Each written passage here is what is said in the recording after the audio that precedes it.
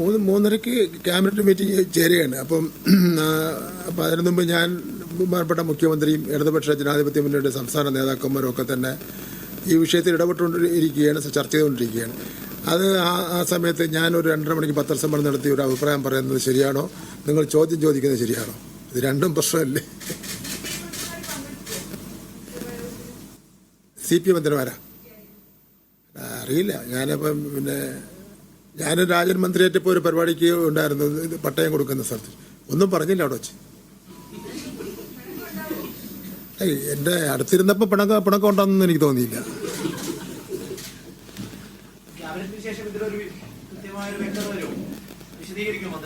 നമ്മുടെ കേരളത്തിലെ എല്ലാ കാര്യങ്ങളും വ്യക്തവരുത്തിയില്ലേ മുന്നോട്ട് പോകുന്നത്.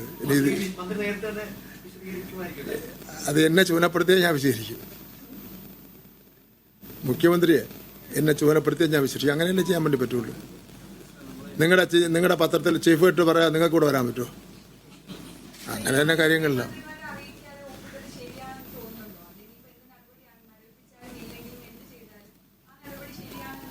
ശരിയാ തെറ്റാന്നുള്ളത് 3:30 അറിയാം. ഇതുവരെ തോന്നിയെന്ന് ഇപ്പോൾ ഇവിടെ പറയാൻ പറ്റില്ല.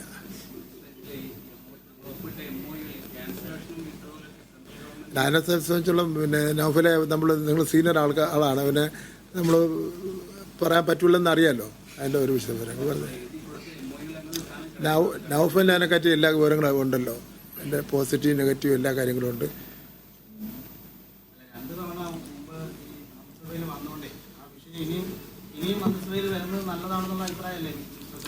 അതെല്ലാം നമുക്ക് 3:30 ശേഷം പറയാമെന്ന്.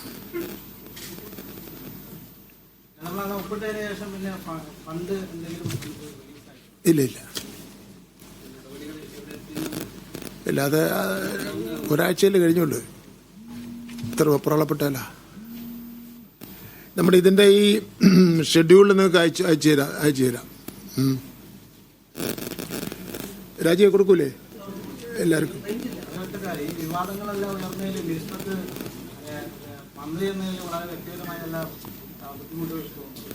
നമുക്ക് ഇന്നലെ നമ്മുടെ സ്കൂൾ കായികമേള ഈ നല്ല മഴയുണ്ടായിട്ട് പോലും ഗംഭീരമായി നടത്തി തീർത്തു. ബഹുമാനപ്പെട്ട ഗവർണർ വന്ന് സമ്മാനം കൊടുത്തു. ഗവർണർക്ക് പോലും അതിശയിച്ചു, ഇന്ത്യയിൽ വേറെ ഒരിടത്ത് നടക്കില്ല എന്ന് പറഞ്ഞ് അദ്ദേഹത്തിന് പോലും അതിശയം തോന്നി. അദ്ദേഹം തന്നെ നല്ല ഭംഗിയുള്ള വാക്കുകൾ പറഞ്ഞിട്ട് പോയി. ഇന്നിപ്പോൾ അത് തീർന്നു ഉടനെ ഞങ്ങൾ അടുത്തതിലേക്ക് വന്നു.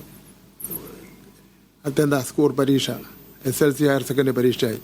ആ പരീക്ഷ റിസൾട്ട് ഇപ്പോൾ പരീക്ഷയുടെ തീയതി പറഞ്ഞു. അടുത്തത് ഞങ്ങൾ പാലക്കാടത്തേക്ക് പോകും. പാലക്കാട് എന്താ നമ്മുടെ ശാസ്ത്രോത്സവം. അത് കഴിഞ്ഞിട്ട് അവിടെ നിന്ന് ചാടി തൃശ്ശൂരത്തേക്ക് വരണം യുവജനോത്സവം. നമ്മളിതിങ്ങനെ നമുക്ക് പോവുകയാണ്. അത് വേറെ സന്തോഷക്കുറവൊന്നുമില്ല.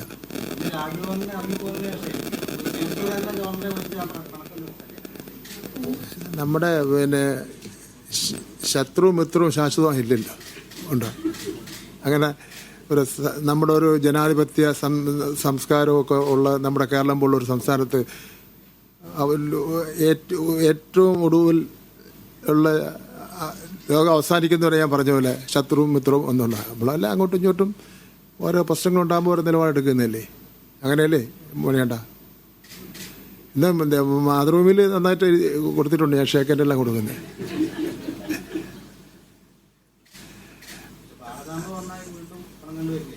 അതെല്ലാം ഇഷ്യൂവിൻ്റെ അടിസ്ഥാനത്തിലല്ലേ? നമ്മുടെ മനുഷ്യരില്ലേ അങ്ങോട്ടും ഇങ്ങോട്ടും. നമ്മളൊരു സ്നേഹത്തിന് ബഹുമാനത്തിന് ഒരു സ്ഥാനത്തിന് ഒരു കുറവ് വരുത്താൻ വേണ്ടി പാടുള്ളൂ. പ്രശ്നങ്ങളുടെ അടിസ്ഥാനത്തിലല്ലേ നമ്മൾ നിലപാടുകളെടുക്കുന്നത്. അങ്ങനെയല്ലേ നിങ്ങൾ എടുക്കുന്നത്?